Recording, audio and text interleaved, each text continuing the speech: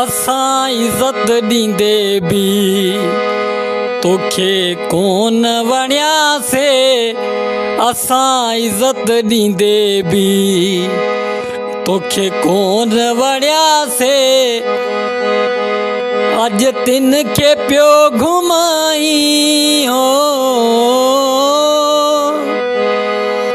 अॼु तिन खे पियो घुमाई जिन सां तो लाइ विढ़ियासीं।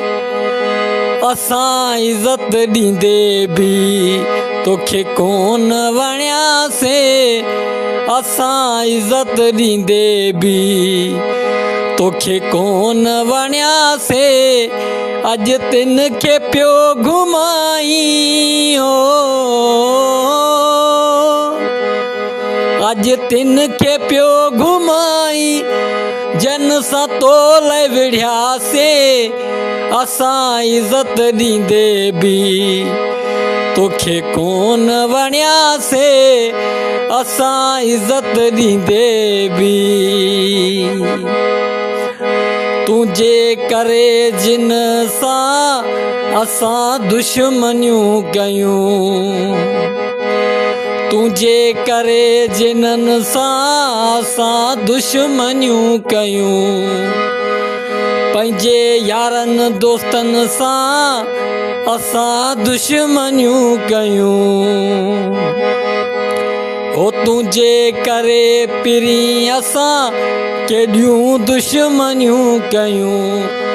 पंहिंजनि जे दिलनि में असां नफ़रतूं भरियूं।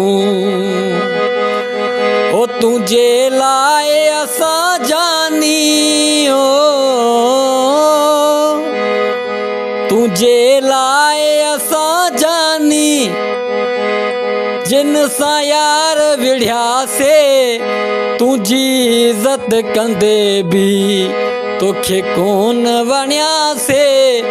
असां इज़त कंदे बि तोखे कोन वणियासीं। अॼु तिन खे पियो घुमाई हो,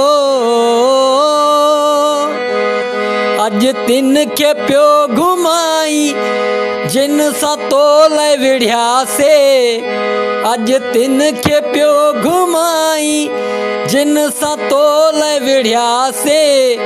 असां इज़त कंदे बि तोखे कोन वणियासीं। असां इज़त कंदे बि सियाणा सच चई विया आहिनि चङाई जो दौर ई नाहे। सियाणा सच चई विया आहिनि चङाई जो दौर ई नाहे। जंहिंसां चङाई कंदे उहो गिची में पवंदो आहे। जिन सां तुंहिंजे करे जानी, जिन सां तुंहिंजे करे जानी दुश्मना कयासीं।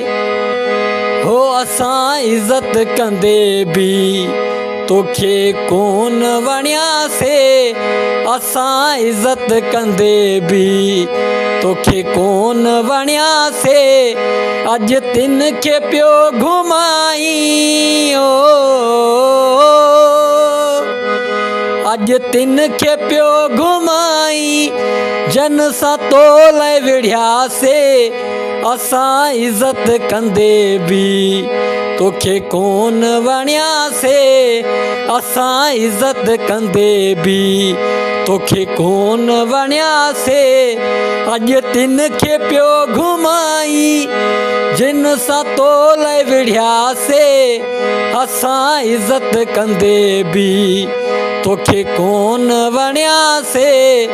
असां इज़त कंदे बि तोखे कोन वणियासीं।